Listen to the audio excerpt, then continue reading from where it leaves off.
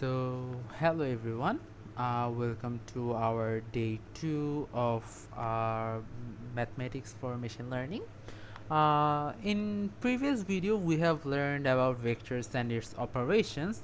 Then we have learned about matrices. Then we have learned about the systems of linear equations, and we concluded our previous sessions with the eigenvalues and eigenvectors.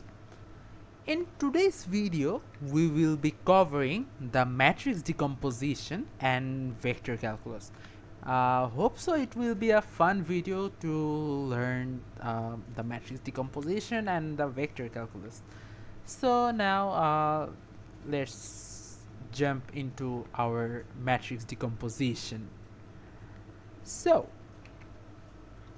matrix decomposition or the matrix factorization is the process something like breaking a matrix into product of simpler matrices.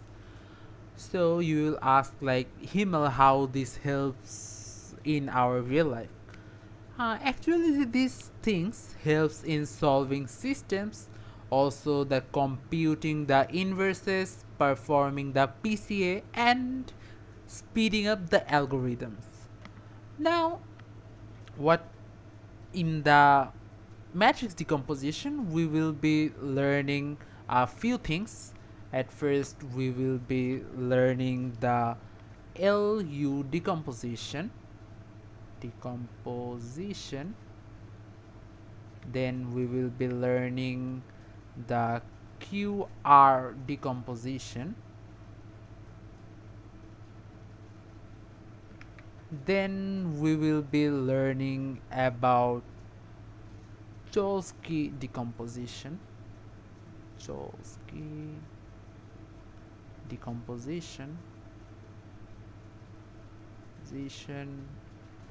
Then we will be learning the Eigen decomposition.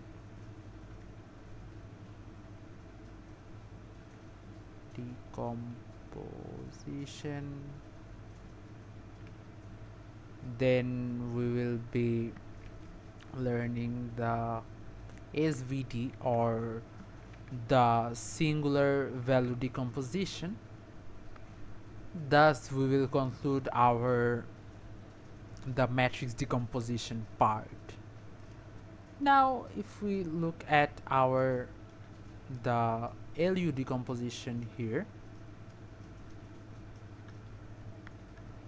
Okay, so in the LU decomposition, what is LU decomposition? Let's say for a square matrix, let's say we have a square matrix of A. It has our A1, A2, A3 and A4. For this, our LU decomposition finds the matrices L or the lower triangular and U the upper triangular such that our A will be becoming the LU or the multiplication. Like we know about the lower triangular matrix and our upper triangular matrix. Thus it will work on our upper and lower triangular matrices. Now if we move to our second one or the QR decomposition, I will do the decomposition more explained later on. This is just a primary acknowledgement about the decompositions. We will be learning in detail in the next videos. Then I will try to explain everything part by part more precisely. Now comes like now we are going to do the QR decomposition. The QR decomposition. So what is a QR decomposition? Any matrix, let's say it has the real number of the m multiplied by n fact can be factored into something like qr. It will be a is equal to qr. Here the q is the orthogonal matrix, or the columns are unit vectors, like the q of t multiplied by q is an orthogonal or the identity matrix, and r is our upper triangular matrix. It will be our upper triangular matrix.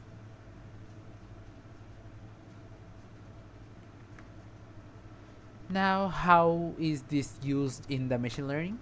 By solving the linear regression via the least squares. Then comes our Cholesky decomposition. If we do that, Cholesky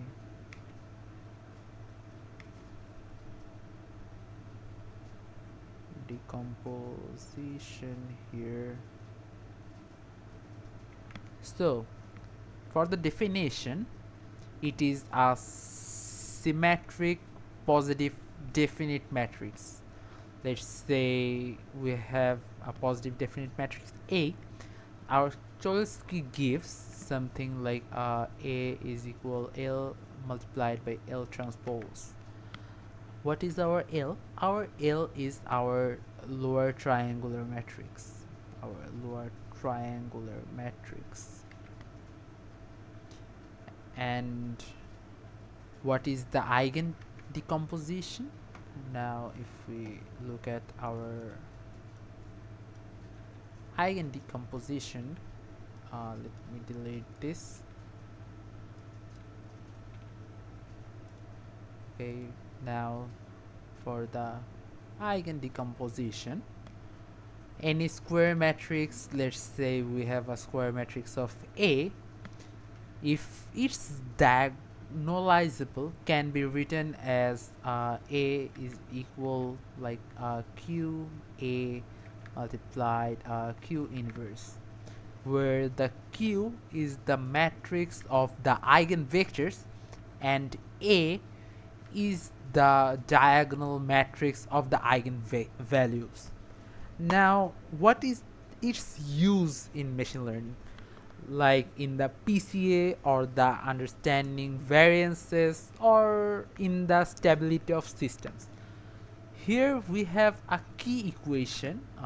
We have something like A of V is equal our lambda V, where our V is eigenvector and our lambda is our corresponding eigenvalue.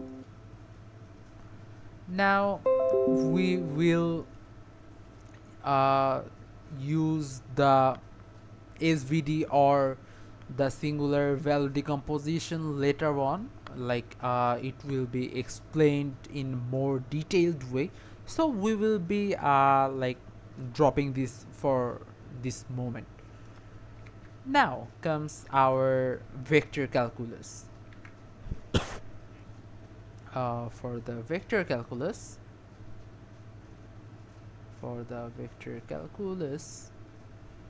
here, like we will be covering the function of multiple variables,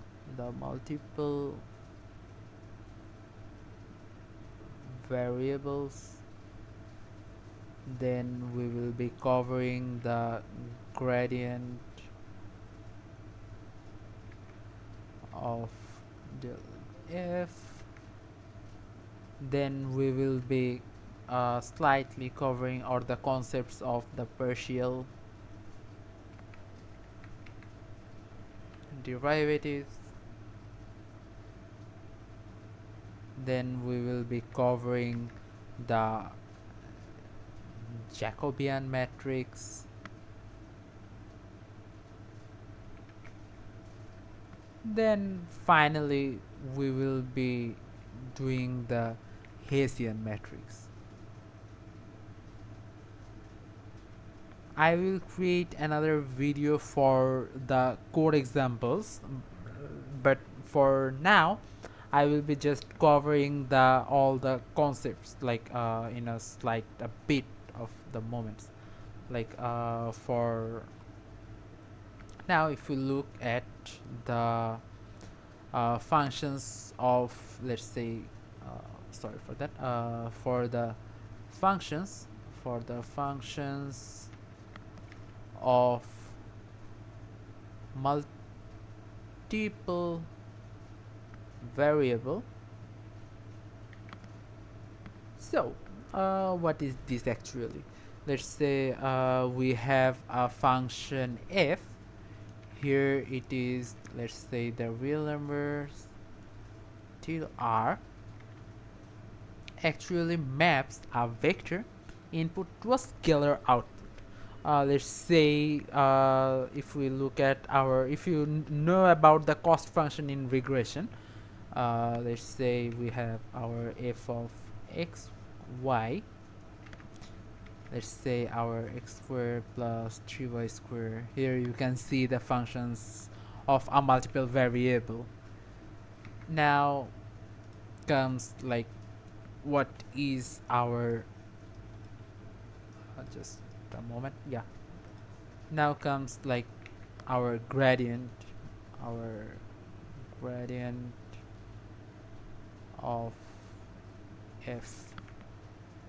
Now the gradient of a scalar function, let's say we have a function f of from let's say x1 x2 till xn, is a vector of partial derivatives.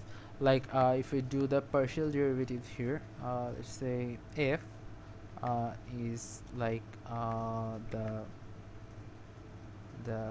del f of del x1, then the del f of del x2, then till our del f till del xn. Now what is the use of this in the machine learning, like in the gradient descent, to update the parameters in the direction of the steepest descent?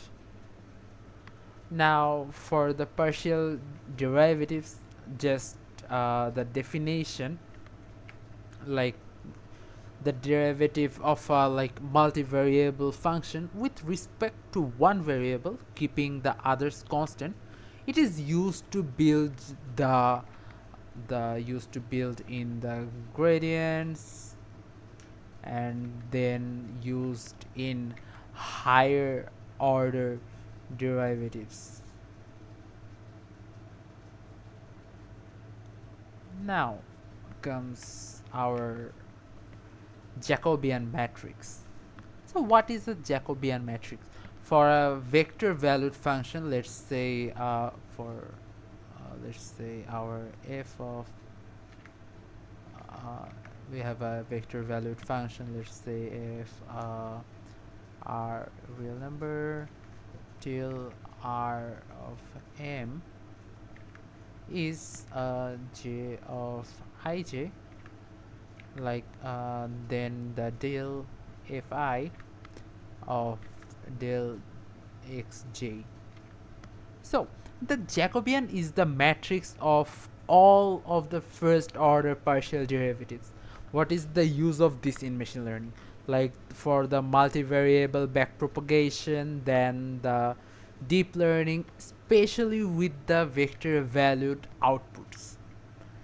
Now finally the Hessian matrix. We will cover another thing. I just remembered the chain rule. At first, let me finish the Hessian matrix. The Hessian matrix. Okay, for a scalar, like let's say if I have a function r of n and till r, the Hessian is let's say for the Hessian is the hij is the del square of f, like the second order, the then del xi and the del xj. So what is its use in machine learning? For the second order optimization methods like the Newton's method, the convexity checks, and these kinds of things, we use the Hessian matrix here. Now, to conclude our today's video, it is a little bit smaller than the previous one, but I am just covering the concepts, the theories. Then in the next videos we will be seeing the coding examples. The chain rule, if we look at the chain rule, we have like that for the definition. If we have our z, we have f of g of x here, then our chain rule will be like the dz of dx is equal df of dg multiplied with dg of dx. What is the use in machine learning? Mainly to find the core of backpropagation in neural networks. So that was it in our just a little bit of our like the matrix decomposition and vector calculus. Thank you for watching. See you in the next video.